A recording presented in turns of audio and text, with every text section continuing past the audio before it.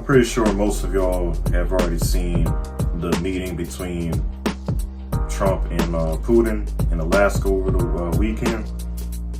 And right now, the media is kind of feeling a certain kind of way.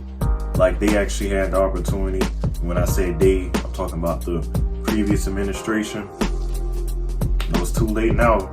Y'all could have proved yourself to be a little bit better, but you know, this is what the people voted for, you know, regardless of the other things, you know, with Trump and I'll talk about that later, but we're gonna go ahead and watch this. Now, I haven't watched this part.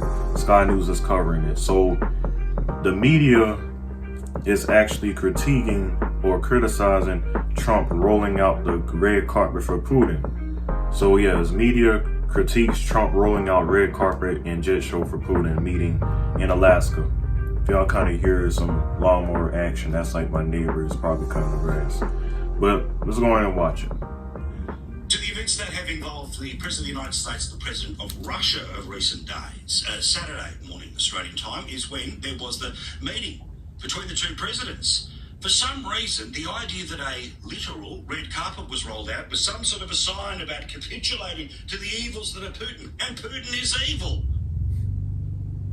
That moment on the tarmac was really striking. I don't think we spent even enough time on it, where the B-2 bombers were flying overhead as the two leaders were walking up to that sign that said Alaska 2025. I mean, Trump is a producer's producer. He cares a lot about visuals and the visual effects of what that looks like. I wonder what that did signal to you. Look, I mean, he's both a TV producer, but also was y'all done the same thing on his own show, and so he does think about what these things look like. This is the type of display of pageantry and grandiosity. Okay, hold on. There's nothing wrong with that. Y'all done it when y'all were campaigning for, you know, Biden and whoever else for Kamala. Y'all do the same thing. Hey, y'all all do the same thing. Y'all edit things. Y'all cut certain parts out of some of the speeches that he says, and y'all twist it, and not just with him, but anybody else that y'all don't agree with. So y'all are no different than him. Y'all edit things too. Y'all make things look picture perfect. Y'all, come on, man, come on. What are we doing, people? What are we doing, people? He really likes it. These people. I just said. You can hate Trump, but can we all just understand? Yes, Trump is the producer, all right? But also, in terms of taste, this is the guy who likes gold in the bathroom, right? You've seen the house, you've seen the apartments. He has a certain knack of the way he likes to decorate things. Can be your style or not, who cares?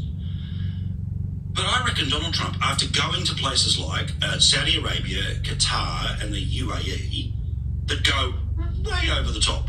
When he was there, here's the gold sword, and here's everyone riding around on a horse, and, you know, all of the over-the-topness. That perhaps he thought meeting just in the tarmac in Alaska was not fancy enough, so let's throw in the B-2 bombers going over the top like it's the Super Bowl. Beautifully timed, by the way. Spectacularly timed.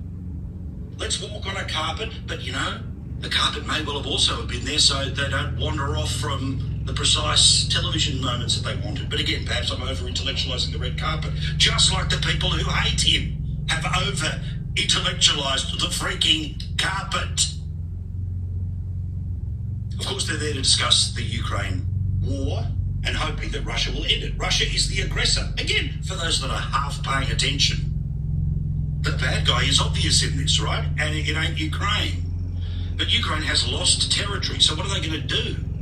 For this whole thing to finish off, are they going to trade things away? Well, apparently that's exactly what Putin was saying. Putin was saying that at least, I believe, a couple of the territories that are currently being fought over should just be given away, and Russia gets to keep them. In fact, an inside baseball or inside politics newsletter in Washington had some briefing here that the peace comes in the terms of the Russian President Vladimir Putin laid out at the summit, with the president include that Ukraine would draw entirely from two of its eastern regions.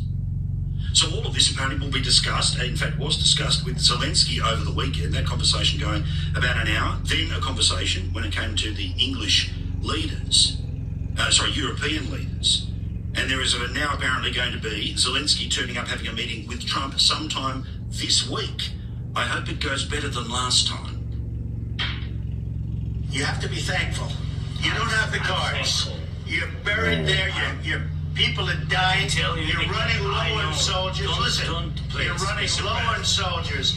It would be a damn good thing. And then you tell us, I don't want a ceasefire. I don't want a ceasefire. I want to go and I want this. Look, if you could get a ceasefire right now, I tell you, you'd take it so the bullets stop flying and your men stop getting killed. Dang, man. I love it. So I the remember boredom that. and the pre-planned nonsense will happen in Canberra. The reality of some fireworks may well be happening in Washington, D.C. Y'all saw that last clip in the video when they were giving us like a brief recap of what happened back, I think in February. It was either January or February. When Zelensky had visited the White House. It was almost like he had this kind of temper tantrum because he wasn't getting his way. And you know, Trump, even though, like I said, you can hate or love him. Like I said, there's things I disagree with him. I still give him the side eye when it comes to the Epstein files. But you know, you got to understand, these politicians, they're not gonna be perfect, but you just to put it in a very diabolical term, pick your poison, you know? So what I was saying about Zelensky, like, he wasn't trying to do any ceasefire, but see, Trump is doing it. But the media, they're complaining about, oh, you know, he rolled out the red carpet, he's embracing this evil. Like, all he's trying to do is bring foreclosure to this. He's trying, like, look, he invited both of them.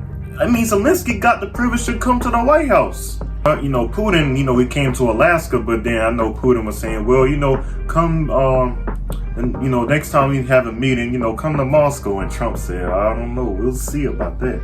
But, he actually, let me see if I can find that video. Yeah, now this right here, Trump was actually flexing on Putin, like, yeah, we know, we're gonna talk this over, but I just want to let you know where I stand at. Do not mess around. Don't play with me.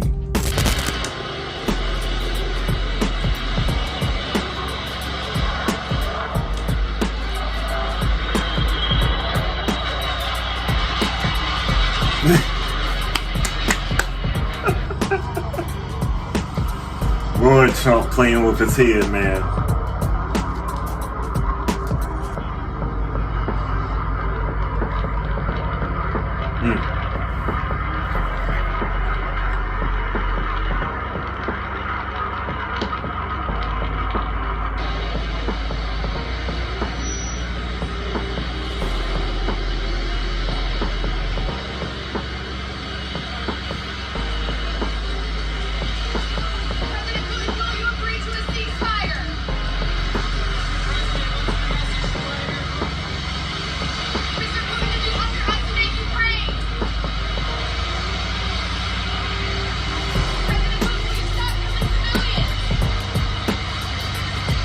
Can't understand.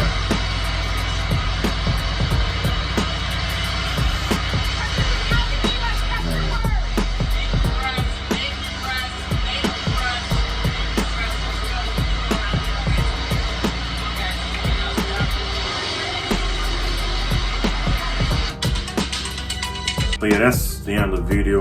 Y'all let me know your thoughts and opinions in the comment section. And, you know, we're trying to get a closure to this war because it's been going on long enough. It's affecting all of us. It's not affecting the politicians, even though they have these terrorists thrown back and forth, right? It's affecting civilians. But we need to stop all this hate because of what the politicians are doing in the world. We really need to cut that out. But let me know your thoughts and opinions about this. Till the next one, I'm signing out. Peace.